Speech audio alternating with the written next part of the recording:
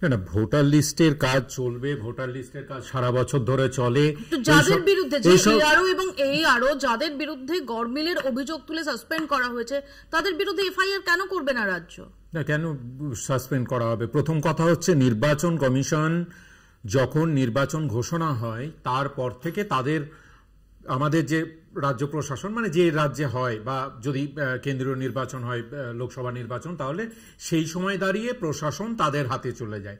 এখন যখন নির্বাচন চলছে না, সামনে নির্বাচন নেই, তারা এখনো নোটিফিকেশন জারি করেনি, রেগুলার বেসিসে তারা তাদের যে রুটিন কাজ সেটা করছে, সেখানে এই রাজ্য প্রশাসনের অধীনস্থ কোনো কর্মচারীকে নির্বাচন কমিশন সাসপেন্ড করে দেবে, এটা তো হতে পারে না।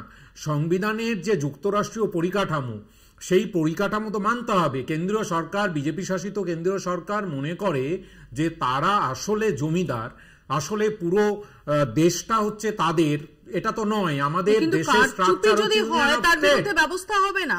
আমরা কদিন আগে দেখেছি যে 3 জনকে সতর্ক করা হয়েছিল, অফিশিয়ালি সতর্ক করা হয়েছিল। কারণ বলা হচ্ছে চুপিসারে কি করা হচ্ছে, চুপিসারে করা হয়েছেটা কি সেটাই তো আমরা জানতে চাই।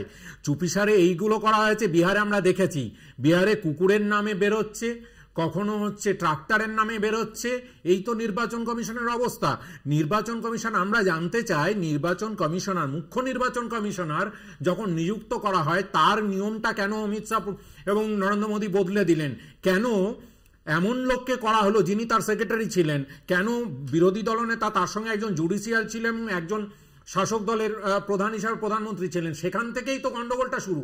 তার মানে প্রথম থেকেই নির্বাচন কমিশনকে কাজে লাগিয়ে ভারতবর্ষ দখল করার যে ছক, মহারাষ্ট্র এবং হরিয়ানাতে তারা পেরেছে, বাংলায় পারবে না। কারণ বাংলায় প্রত্যেকটা বুথ ধরে ধরে আমাদের সংগঠন আছে, আমরা প্রত্যেকটা লোককে চিনি। একটা লোকেরও নাম যদি বাদ যায় তাহলে বাংলা বুঝিয়ে দেবে বাংলার রক্তের জোর কতটা। এক, আর অনুপ্রবেশকারীদের কথা বলছেন, অনুপ্রবেশকারী কে এসছে না এসছে দেখার দায়িত্ব অমিত শাহের অধীনস্থ বিএসএফ এর।